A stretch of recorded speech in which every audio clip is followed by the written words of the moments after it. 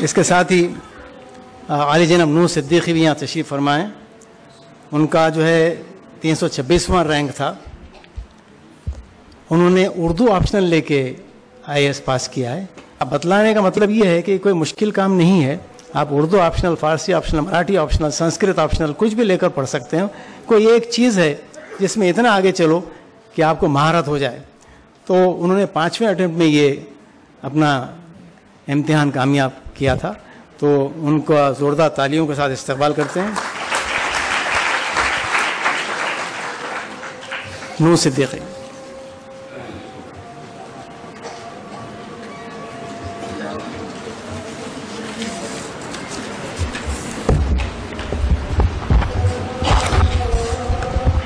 अस्सलाम वालेकुम। नशेमन पर नशेमन इस कदर तामीर करता जा, नशेमन पर नशेमन इस कदर तामीर करता जा कि बिजली गिरते गिरते खुद ब खुद बेजार हो जाए। हमारे गेस्ट निसार तांबोली सर, मेरा दोस्त, मेरा भाई शेख सलमान, काबिश फाउंडेशन की टीम, यहाँ मौजूद तमाम पेरेंट्स, मेरी बहनें और तमाम बकिया स्टूडेंट्स। 28 अप्रैल 1990 ये मेरा जो है डेट ऑफ बर्थ है और 27 अप्रैल 2012 ये मेरा दूसरा डेट ऑफ बर्थ है। मैं ये इसलिए कह रहा हूं कि मेरे डेट ऑफ बर्थ यानी 28 अप्रैल से 1990 से लेकर जो 26 अप्रैल 2018 तक के जो मेरी ज़िंदगी रही है वो एक मुख्तलिफ ज़िंदगी रही है, वो एक मुख्तलिफ नूर सिद्दीकी रहा है। और अक्सर व बेशतर तकारीर में मैं उसकी कहानी और उसकी रूदा जो है आपको सुनाता रहा हूँ। लेकिन 27 अप्रैल 2018 ठीक एक दिन पहले, जबकि मैं 28 साल मेरी एज कंप्लीट होती है, मेरा एक दूसरा जन्म हुआ। एक मैंने फिर से एक पैदाइश ली और वहां से लेके अभी तक की जो मेरी मुख्तसर सी 3 महीने वाली जो जिंदगी है, मैं उसकी कहानी आज आपको यहां पर सुनाऊंगा। हमने स्ट्रगल कैसे किया, हमने इस मंजिल को कैसे पाया और आखिर हम इस मंजिल तक पहुंच गए। लेकिन इस मंजिल को पाने के बाद क्या क्या तब्दीलियां आई और क्या क्या चीजें हमने महसूस की, मैं बिल्कुल एक एक पॉइंट को कवर करने की आपके सामने कोशिश करूंगा। तो सबसे पहले जब रिजल्ट आया तो मैं जामिया मिलिया इस्लामिया में अपने दोस्तों के बीच बैठा हुआ था। मुझ में हिम्मत नहीं थी कि मैं अपना रिजल्ट देखूं। तो मेरे एक दोस्त का मुझे कॉल आया और मैं समझ गया ये कॉल तभी आया जबकि मेरा अच्छा रिजल्ट आया है। वरना अक्सर ये होता है कि जब बुरा रिजल्ट आता है तो किसी दोस्त का फोन नहीं आता, क्योंकि उन्हें पता है कि इसका रिजल्ट खराब आया है, ये हर्ट होगा। तो जैसे ही फोन आया तो मुझे पता चला कि मेरा सिलेक्शन हो गया और मैं इतना खुश था कि मैंने रैंक जानने की भी कोशिश नहीं की। मुझे बस इतना जानना था कि मेरा लिस्ट में नाम आ जाए। तो मेरे दोस्त ने मुझे बताया, जब मैं खुशी से उछल रहा था, मेरे दोस्त ने मुझे बताया कि ये आपका 326वां रैंक आया है। मैंने अल्हम्दुलिल्लाह कहा। मैंने कहा अल्लाह का बहुत शुक्र है कि मेरा पहले तो लिस्ट में नाम है, दूसरा बहुत डिग्निफाइड रैंक है, काफ़ी अच्छा रैंक आया है। वो एक लम्हा था। उस लम्हे के बाद से जो फ़ोन कॉल्स मुझे शुरू हुए हैं, उसके बाद मामूल ये रहा है कि लगभग 15 दिन हुआ क्या है मुझे कुछ नहीं पता। रिजल्ट के बाद के जो 15 दिन की रूदात है बहुत मुश्किल से मैं आपको यहां बयान कर सकता हूं, क्योंकि मुझे खुद नहीं पता कि हो क्या रहा है। रिजल्ट से पहले जो मैंने सोचा था वो सोचा था कि रिजल्ट आएगा, मैं मम्मी को फोन लगाऊंगा, बाबा को फोन लगाऊंगा, कहूंगा कि बाबा मैं पास हो गया, मम्मी मैं पास हो गया, घर पे सब खुश होंगे, सेलेक्टेड दोस्तों को मैसेज जाएगा और ज्यादा से ज्यादा अखबार में एक इश्तिहार आ जाएगा कि नूर सिद्दीकी ने यूपीएससी क्लियर कर दिया। लेकिन जैसे ही रिजल्ट आया और जो फोन कॉल्स आने शुरू हुए, सबसे पहले जो फोन कॉल्स मुझे आए दोस्तों की मुबारकबाद के बाद वो थे मीडिया से। मैं इसलिए कह रहा हूं क्योंकि आज का दौर मीडिया का दौर है और हर कोई मीडिया में रहना चाहता है। हर कोई चाहता है कि किसी ना किसी तरह मीडिया में आ जाए और सोशल मीडिया भी उसका एक जरिया है। इसीलिए तो इतने सारे सेल्फीज लिए जा रहे हैं। हर कोई चाहता है कि सेल्फी ले और जबरदस्ती लोगों को टैग करे ताकि सब उन्हें देखे और ताकि उनकी मकबूलियत बढ़े। तो मीडिया जो एक हमारा इंपॉर्टेंट पिलर है, पिलर ऑफ डेमोक्रेसी है, तो सबसे पहले जो पिलर ने मेरी तरफ रसाई की वो थे मीडिया। 4 दिन तक मेरा हाल ये था कि मैं सिर्फ इंटरव्यूज दिया करता था। मेरे वालिद साहब का ये हाल था कि वो इंटरव्यूज दिया करते थे। सलमान का ये हाल था कि वो बस इंटरव्यू में मसरूफ। काबिश फाउंडेशन की सारी टीम का ये हाल कि वो इंटरव्यूज में मसरूफ। मैं हैरान ये था कि ये कामयाबी सिर्फ मेरी कामयाबी है, ये पूरे मुझसे जुड़े हुए सारे लोगों की कामयाबी है। और धीरे धीरे इस डेट तक मुझे एहसास होने लगा कि यूपीएससी में आने वाली कामयाबी या जो ये कामयाबी होती है सिर्फ इकलौते एक वाहिद शख्स की कामयाबी नहीं होती, ये बल्कि उसके वालिदैन, उसकी फैमिली, उसकी जॉइंट फैमिली, उसके फ्रेंड्स, उसका हल्का, उसके दोस्त, उसके गाइड, उसके टीचर, उसका स्कूल और अलबत्ता पूरे के पूरे औरंगाबाद शहर की एक कामयाबी है। और यही वो कामयाबी रही है जिसकी वजह से पुराना सिस्टम क्या था? पुराना सिस्टम यह था कि हम दिल्ली की तरफ देखा करते कि कोई हम पर नजर डाले, लेकिन आज मामूल यह है कि लोग दिल्ली से औरंगाबाद की तरफ देखते हैं कि यहां पर कुछ हलचल हो रही है। यही एक वजह रही है कि पिछले ही 5 तारीख को, पहले ये होता था कि यूपीएससी का एग्जाम देने के लिए अगर आप कोई इंस्टीट्यूट में वहां पर रह के तालीम हासिल करना चाहते थे, जैसे हमदर्द स्टडी सर्कल का एग्जाम हुआ करता था, तो दिल्ली जाना पड़ता था, इतनी तकलीफ का, मुश्किलात का सामना करना पड़ता था। हमदर्द स्टडी सर्कल से हमें कॉल आता है कि औरंगाबाद एक यूपीएससी तैयारी करने के लिए, प्रिपरेशन करने के लिए हमें यहां पे बहुत ज़रख़े ज़मीन मालूम होती है, तो आप बराए मेहरबानी, मैं लफ्ज रिपीट कर रहा हूं, बराए मेहरबानी हमारा एक सेंटर औरंगाबाद में ले लीजिए। तो ना ही ये सिर्फ मेरी अपनी कामयाबी थी, बल्कि ये पूरे शहर की कामयाबी थी। पहला हो गया मीडिया, दूसरा हो गया सोशल मीडिया, क्योंकि आज का दौर है सोशल मीडिया का दौर। पहले जब मैं फेसबुक यूज किया करता था तो शायद ही किसी ने नोटिस किया होगा कि नूर सिद्दीकी फेसबुक पे मौजूद भी है। मैं खुद कह रहा हूं बजाते खुद कि किसी ने नोटिस भी किया होगा कि नूर सिद्दीकी फेसबुक पे मौजूद भी है। लेकिन आज मामला यह होता है कि कोई भी चीज अगर मैं लाइक करूं, कोई भी चीज अगर मैं पोस्ट करूं, इल्ला कि मेरा भाई मुझसे कहता है कि जब से तुम्हारा सिलेक्शन हुआ है मुझे फ्रेंड रिक्वेस्ट पे फ्रेंड रिक्वेस्ट आ रहे हैं।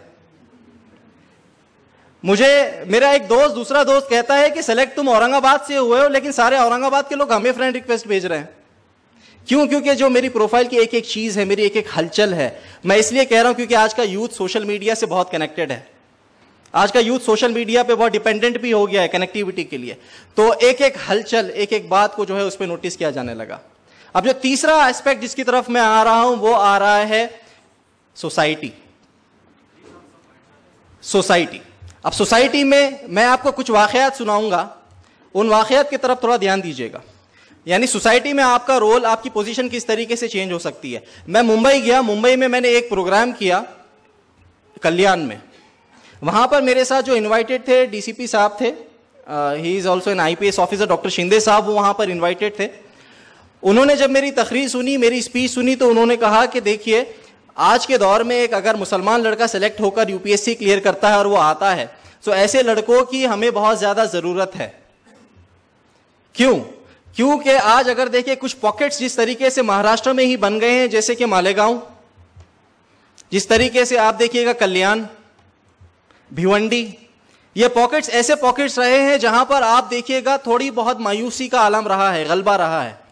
तो उस अफसर ने मुझे कहा कि नूर सिद्दीकी, आपका प्रोग्राम मुंबई पुलिस ऑर्गेनाइज कराएगी, आप मुंबई पुलिस की रिस्पॉन्सिबिलिटी होंगे, आप आइएगा और हम खुद पूरे शहर के जितने यूथ से उनको इकट्ठा करेंगे और उस प्रोग्राम से आपको बोलना है सो दैट के सोसाइटी के अंदर एक पॉजिटिव चेंज आए।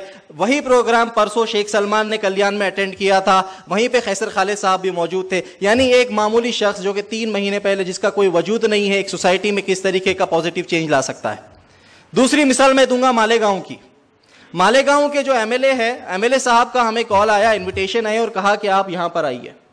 कहा कि आपको प्रोग्राम के लिए हम यहां पे इनवाइट कर रहे हैं। हम लोग वहां पे प्रोग्राम के लिए गए और मैं पूरे 3 महीने के एक्सपीरियंस में मैं कहता हूं कि वो सबसे बेहतरीन प्रोग्राम था जिसको मैंने खिताब किया, जिसको मैंने अटेंड किया, वो मालेगांव में था, जहां पर विद इन शॉर्ट नोटिस असर के टाइम से लेकर मगरिब के वक्त, बहुत ऑड टाइम है, इस टाइम पे जनरली कोई प्रोग्राम होता नहीं है, तो कहा कि सर आपके आने की खबर सुनकर असर के टाइम से लेकर मगरिब के बीच में 3000 के लगभग स्टूडेंट्स जमा हो गए। 3000 के लगभग वहां पे स्टूडेंट्स जमा हुए हैं और खुशी की बात यह थी कि उसमें 60% मेरी बहनें थी।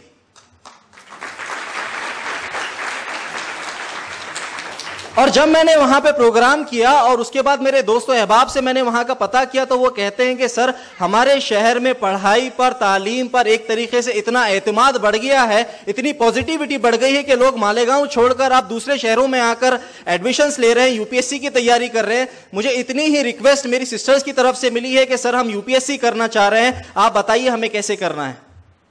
तो एक रिजल्ट, आप तो सोच रहे थे कि मेरी अपनी कामयाबी है, लेकिन सोसाइटी में किस तरीके से चेंज ला सकती है। तो ये एक दूसरा इंसिडेंट है। अब तीसरा इंसिडेंट मैं परसों का ही वाकया कहूंगा। मुझे एक सीनियर आईएएस ऑफिसर का फोन आया, जो कि रिसेंटली ही सेक्रेटरी एग्रीकल्चर मिनिस्ट्री रिटायर हुए हैं। उनका मुझे फोन आया और कहते हैं नू बेटा कैसे हो, मुझे जानते हैं। मैंने कहा सर बिल्कुल ठीक हूं।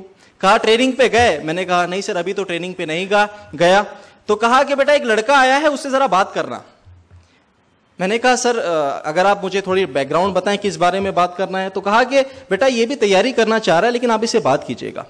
तो जब मैंने बात की तो मुझे वो लड़के ने कहा कि सर मैं यूपीएससी करना चाह रहा हूं, मेरी उम्र 22 साल है और मैं जामिया देवबंद से फारिग हूं। अब मैंने आपको देखा है, अब मुझे भी कलेक्टर बनने का शौक पैदा हो गया है।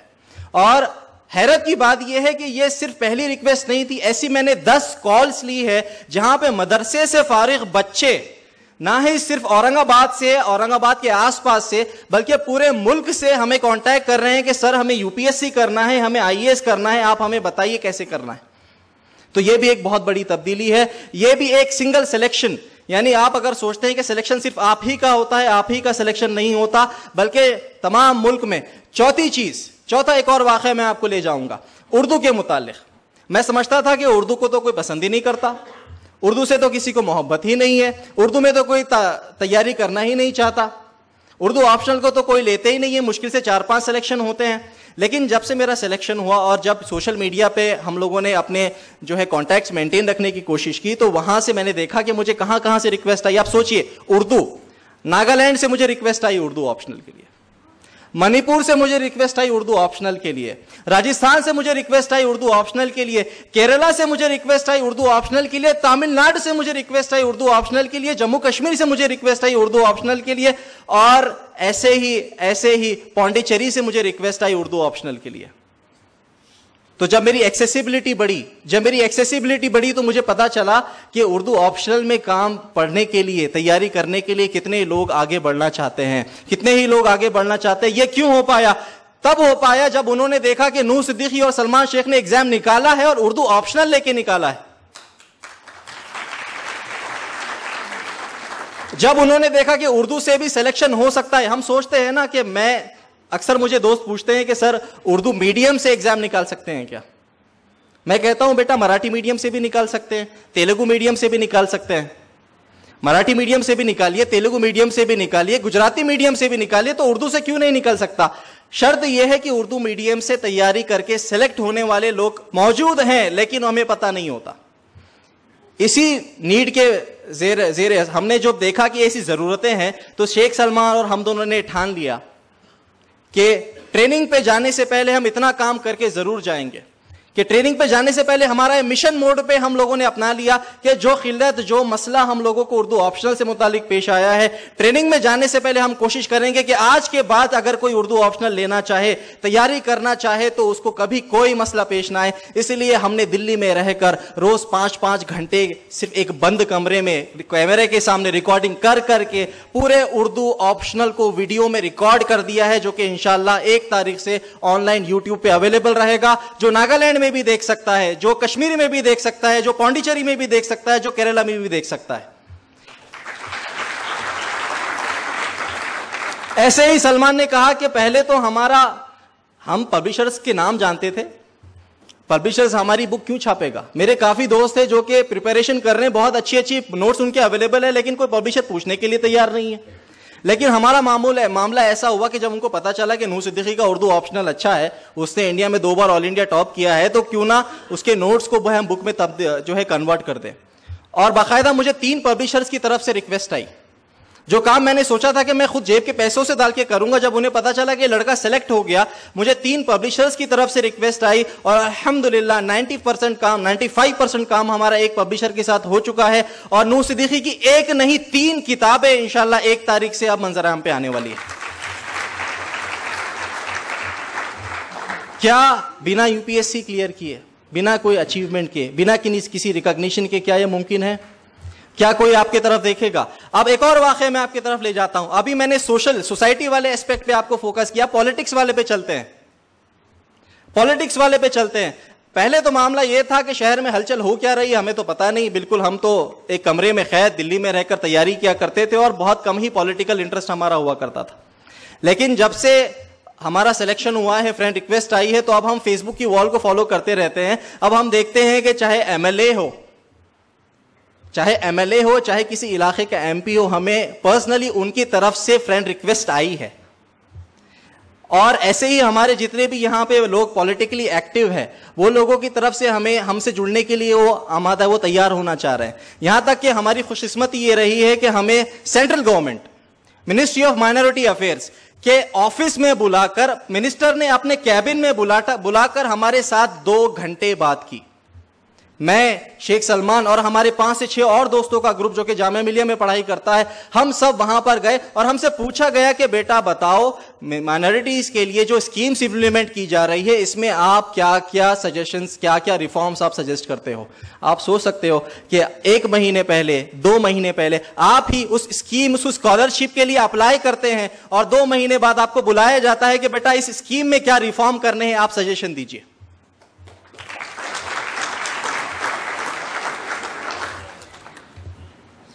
साथ ही साथ अब जो एक और एस्पेक्ट, अब मैं आता हूं फैमिली की तरफ। मैं सारे एस्पेक्ट कवर करने की कोशिश कर रहा हूं। फैमिली की तरफ जब हम तैयारी करते हैं तो सबसे ज्यादा सफर जो करती है आपकी जात के अलावा आपकी फैमिली करती है, क्योंकि आपके वालिद को जवाब देना पड़ता है, आपका बेटा तो नाकारा है, वो कर क्या रहा है। उनसे पूछा जाएगा, आपकी वालदा से पूछा जाएगा कि बेटे की शादी क्यों नहीं करा दी अभी तक। आपकी बहन से पूछा जाएगा कि आपका भाई बस दिल्ली में ही बस गया क्या वो वापस नहीं आएगा। ऐसे ऐसे सवालात किए जाते हैं। लेकिन यकीन रखिए, जब आपका सिलेक्शन होता है तो जो सिलेक्टेड होते हैं, मैंने और सलमान ने सोचा था कि सिलेक्शन हो जाएगा तो आराम करेंगे, दोस्ती रिश्तेदारी निभाएंगे, शादियां जो छुट्टी है वो अटेंड करेंगे, हर काम करेंगे जो हम कर सकते हैं। लेकिन यकीन मानिए, जिस दिन से सिलेक्शन हुआ है उस दिन से हम ये सोचते हैं कि सिलेक्शन से पहले ही अच्छे थे, क्योंकि सिलेक्शन से पहले आराम मिलता था, जो चाहे वो कर सकते थे, जो चाहे खाना वो खा सकते थे, जिस तरीके से रहना चाहे रह सकते थे। लेकिन इतना काम आ पड़ा है, इतना काम आ पड़ा है, यकीन मानिए इतना काम है करने के लिए कि अगर आप सेलेक्ट हो जाए तो आपके दिन कम पड़ जाएंगे। यहां से दिसंबर तक भी अगर हमें ट्रेनिंग को नहीं जाना पड़े तो यहां से दिसंबर तक के हमारे पास प्रोग्राम्स के इन्विटेशन है, यहां से दिसंबर तक के हमारे पास काम मौजूद है। तो जो मेरी फैमिली है, मेरे फैमिली का अगर आप एक्सपीरियंस पूछेंगे, मेरे भाई साहब का पूछिए, शीज भैया है, यसा है, मेरी बहन है, मेरी वालदा है, मेरे वालिद साहब है। मैं तो कहता हूं कि सिलेक्शन के बाद मुझसे ज्यादा मेरे वालिद साहब मसरूफ हो गए, क्योंकि मुझसे ज्यादा कॉल्स मेरे वालिद साहब को आते हैं। मैं तो होता हूं दिल्ली में, प्रोग्राम्स अटेंड करता हूं, लेकिन जहां पे भी शादियों में मेरी वालदा जाती है, शादी दूल्हा दुल्हन को लोग भूल जाते हैं, लोग मेरी बात करते हैं। वहीं पे अगर आप मेरे भाई साहब की बात करेंगे तो एक अलग सा चार्म आ जाता है, जिंदगी में एक एनर्जी आ जाती है। और हकीकत यही है कि जो बंदा सेलेक्ट होता है वो तो बेचारा काम में मसरूफ होता है, जो असल ऐश होती है वो फैमिली की होती है।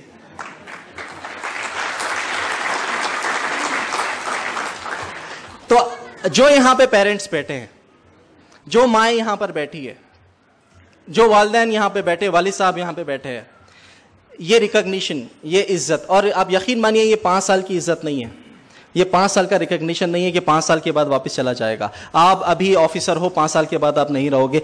जब तक आप एक्टिव सर्विस में रहोगे तब तक तो रहेगा ही, और जब आप रिटायर हो जाओगे तब भी ये इज्जत रहने वाली है। वो मुहावरा है ना, हाथी जिंदा लाख का, मरा 1.25 लाख का। तो ये जो इज्जत है, ये जो रिकॉग्निशन है, और मैं जानता हूं बहुत से लोग आज भी कहते हैं, जिनके दादा कमिश्नर हुआ करते थे, वो कहते हैं कि हमारे दादा कमिश्नर हुआ करते थे। तो वो रिकॉग्निशन एक जनरेशन में नहीं रहता, 2 जनरेशन में नहीं रहता, बल्कि 3 जनरेशन तक वो रिकॉग्निशन जाता है। तो पेरेंट्स, यहां पे जो पेरेंट्स बैठे हुए हैं, कुछ ना कुछ तो आपको भी सर्व करना पड़ेगा।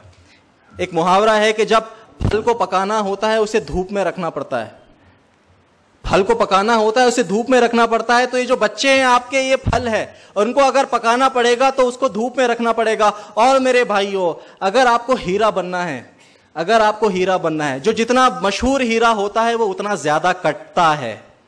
तो तो अगर आपको हीरा बनना है तो आप भी कटने के लिए तैयार हो जाइए। और मेरे पेरेंट्स, अगर आप चाहते अपना बेटा जो है एक फलदार, एक मीठा फल बनकर सामने आए, तो आप जो है अपने बच्चे को धूप में रखिए।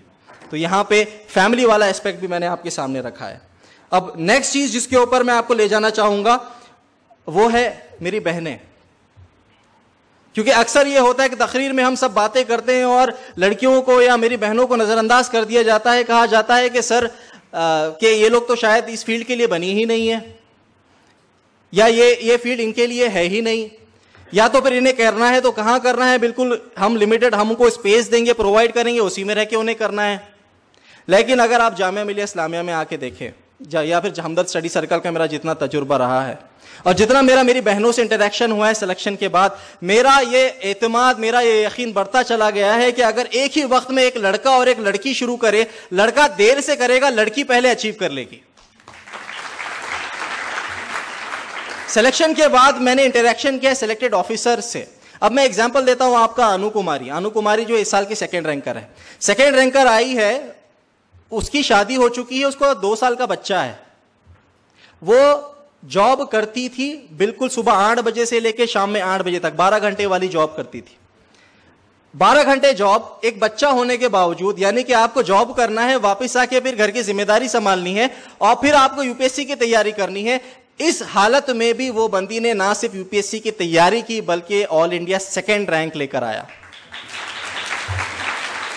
तो जब मैं एक्सपोजर देखता हूं कि बहुत से सिलेक्टेड ऑफिसर से, लेडी ऑफिसर से जिनकी हमारी मुलाकात हुई है, मेरी पर्सनली मुलाकात हुई है, मैंने देखा कि उनकी स्टोरी में किसी की शादी हो चुकी थी, उसके सास ने उसे इतना सपोर्ट किया कि वो सिलेक्ट होकर आईएएस बन गई।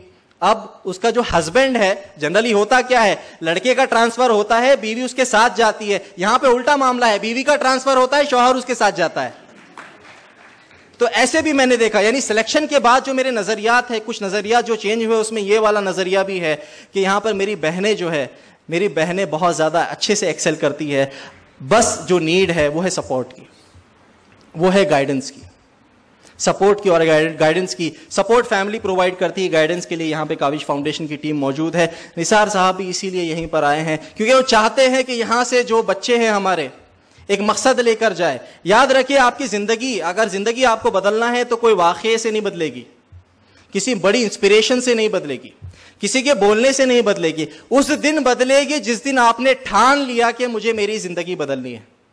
और मैं नहीं समझता कि कोई किताब भी ये काम कर सकती है, आपको ये काम खुद करना पड़ेगा। तो इतने experiences as a selected candidate मेरी दूसरी जिंदगी के 27 अप्रैल 2018 के बाद से लेकर अभी तक के जो मेरी दूसरी जिंदगी रही है, उसके ये मेरे मुख्तसर एक्सपीरियंसेस है जो मैंने आपके सामने रखने की कोशिश की है। अब जो आखिरी जो बात मैं रखूंगा, इस सब चीज को पाने के बाद जब मैं आज सुबह बैठ के सोच रहा था कि आखिर ये सब मुझे मिला क्यों, आखिर ये सब मेरे सामने आया क्यों। मैंने तो सोचा था कि इतनी छोटी खुशी होगी, आखिर क्यों इंडियन सोसाइटी इस सक्सेस को इतना ज्यादा जो है सेलिब्रेट करती है। आप देखिए, यूपीएससी का रिजल्ट जब आता है तो पूरा media UPSC candidate, selected candidates के पीछे लगा होता है। तो आखिर क्यों करता है? ठीक है, तो उसके चंद रीजन है। पहला रीजन ये है कि ये एग्जाम पास करने के लिए आपको कोई पॉलिटिकल लगाना नहीं पड़ता, कॉन्टैक्ट लगाने नहीं पड़ते। ये ऐसा एग्जाम है जहां पे आपके वालिद साहब का फोन जाए तो काम नहीं होता। यह ऐसा एग्जाम है जहां पर चीटिंग करने की कोई गुंजाइश ही मौजूद नहीं है। यह ऐसा एग्जाम है जहां पर पता होता है कि जो सेलेक्ट हुआ है ये जाती मेहनत से सेलेक्ट हुआ है। तो जब ये बात लोगों को पता होती है कि ये सेलेक्ट हुआ है, अपनी मेहनत से सेलेक्ट हुआ है, और उसके बाद वो जब देखते हैं कि इसने 7 साल मेहनत की है, पिछले जिंदगी में, यानी 27 तारीख से पहले मैं सोचा करता था कि मेरे 7 साल जिंदगी के बर्बाद हो गए। मैं सोचा करता था कि अगर मैं यूपीएससी नहीं करूंगा तो मैं लोगों को क्या जवाब दूंगा, 7 साल जिंदगी के हो सकता है कि वेस्ट हो गए। लेकिन आप याद रखिए, आपकी वही नाकामियां आपका तमगा बनकर आपके साथ में चलती है। जब आप सेलेक्ट हो जाते हो तो आज लोग मुझे कहते हैं कि आपने 7 साल खुद को कैसे इस तैयारी के लिए फोकस रखा। तो यही इकलौती फील्ड है, यही कुछ अपॉर्चुनिटीज है, यही वो एग्जाम्स है जिसको अगर आप क्लियर करते हो, आपकी नाकामयाबी आपका जो है तमगा बनकर आपके साथ में आ जाती है। अब जो मैं अपनी स्पीच को जो है मैं कंक्लूडिंग पॉइंट्स पे आ रहा हूं, जो पहली चीज जो मैं सामने रखूंगा वो है सिलेक्टेड कैंडिडेट्स की जिंदगी से। तो मेरा बिल्कुल मुख्तसर सा तजुर्बा रहा है कि मैंने जो पिछले 3 महीने में देखा है, अभी बहुत सारी चीजें आगे आना बाकी है। मैं जो कोट कर रहा हूं यहां पर 2015 के ऑल इंडिया टॉपर गौरव अग्रवाल को कोट कर रहा हूं। गौरव अग्रवाल को पिछले साल फोरम आईए से कोचिंग क्लास है दिल्ली में, वहां पे बुलाया गया और उनसे पूछा गया कि गौरव सर, आप जो है IITN है, आपने जो है IIM से पास आउट किया है, आप फिर हांगकांग गए, हांगकांग में आपने इन्वेस्टमेंट बैंकर की 3 साल नौकरी की है। आप समझ रहे, IIT, IIM, जो सब जनरली स्टूडेंट्स करना चाहते हैं, आप हांगकांग गए, हांगकांग में आपने 3 साल वहां पे नौकरी की है। अब आपने छोड़कर वापस आए, पहले अटेम्प्ट में IPS निकाला, दूसरे अटेम्प्ट में IAS निकाला, फिर आपको राजस्थान मिला, राजस्थान के सबसे पिछड़े हुए डिस्ट्रिक्ट में एक गांव में आपकी भी पोस्टिंग है, एक जो है ब्लॉक के अंदर आपकी पोस्टिंग है। अब आप बताइए, आपका वो सब छोड़ के आना आपको अच्छा लगता है या बुरा लगता है? तो उसका गौरव साहब ने कहा कि मैं आपको एक वाकया सुनाकर आपको जवाब दूंगा। कहा कि मैं जहां पे रहता हूं वहां पर बिजली का बहुत मसला रहता है। मैं जहां रहता हूं, मेरी छोटी सी बच्ची, उनकी बेटी है छोटी, कहा कि उसे अक्सर गर्मी की वजह से बहुत मसले पेश आते हैं। मेरी बीवी हमेशा शहरों में रहने की आदी है, लेकिन वो शहर छोड़कर मेरे साथ वापस आई है। IAS सेलेक्ट होने के बाद जरूरी नहीं है ना कि हर किसी को AC का ऑफिस मिले। शुरू में आपको देहातों से शुरू करना पड़ता है, आपका काम जो होता है बिल्कुल देहाती इलाकों से करना पड़ता है। तो कहते हैं कि मेरी बीवी अक्सर परेशान हो जाती, कहती कि हम हांगकांग में बहुत अच्छे थे, हम वो छोड़कर IAS बनकर आप यहां पर आए हैं, ठीक है, तो इतनी ज्यादा मुझे परेशानी देखने मिलती है। लेकिन कहा कि एक दिन मेरे ऑफिस में जो है एक बुढ़िया आई, एक बूढ़ी औरत आई। She was about 75 years. कहती है वो मेरे पास आई और कहा कि सर, मेरा बाप मरा था 1980 में। कब? 1980 में मेरा बाप मरा था, और मेरे भाई है, मैं इकलौती बहन हूं। जो प्रॉपर्टी के डॉक्यूमेंट्स थे, मेरे भाइयों ने मेरा नाम उड़ा दिया। तब से लेके अब तक मैं हर नए अफसर के पास रिक्वेस्ट लेके आती हूं कि सर, ये मेरे डॉक्यूमेंट है, 1980 से मेरा नाम इसमें ऐड नहीं किया गया है, प्लीज मेरा नाम दाखिल कर दीजिए। कितने साल? लगभग 35 साल से वो औरत, जितनी की गौरव सर की उम्र भी नहीं है, वो बंदी आ रही है और कह रही है कि मेरा नाम इसमें शामिल कर दीजिए। गौरव सर को वो बात बिल्कुल लेजिटिमेट लगी, और उन्होंने जब तहकीक की, पता चला कि वो औरत हक कह रही है, वो सच कह रही है कि हाँ, वो 35 साल से हर अफसर के पास वो आती है, लेकिन बहुत सारी वजूहत होती है, किसी भी अफसर ने वो काम नहीं किया। गौरव सर ने ठाना कि मैं ये काम करके ही दूंगा। कुछ ही दिन में सारा फाइलिंग का काम किया गया, जो भी रिकॉर्ड्स निकाले गए, और उस औरत का नाम शामिल कर दिया गया। और जब उस औरत ने खुशी के मारे अपने हाथ ऊपर उठाए और गौरव अग्रवाल को लंबी जिंदगी की दुआ दी, उसकी फैमिली को लंबी जिंदगी की दुआ दी, और उसकी आंखों से जब आंसू आए, तो गौरव सर कहते, मैं वो आंसू को देखता और कहता हूं, जो सब मैं छोड़ के आया हूं, वो इससे भी ज्यादा कीमती ये 2 आंसू हैं।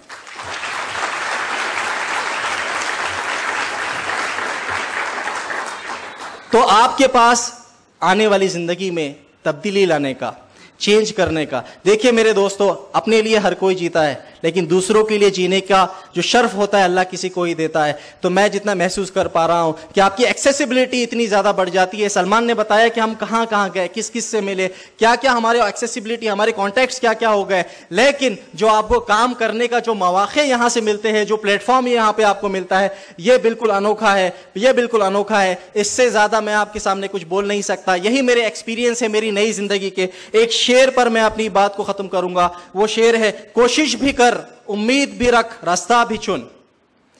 कोशिश भी कर, उम्मीद भी रख, रास्ता भी चुन, फिर इसके बाद थोड़ा सा मुकद्दर तलाश कर। बहुत शुक्रिया।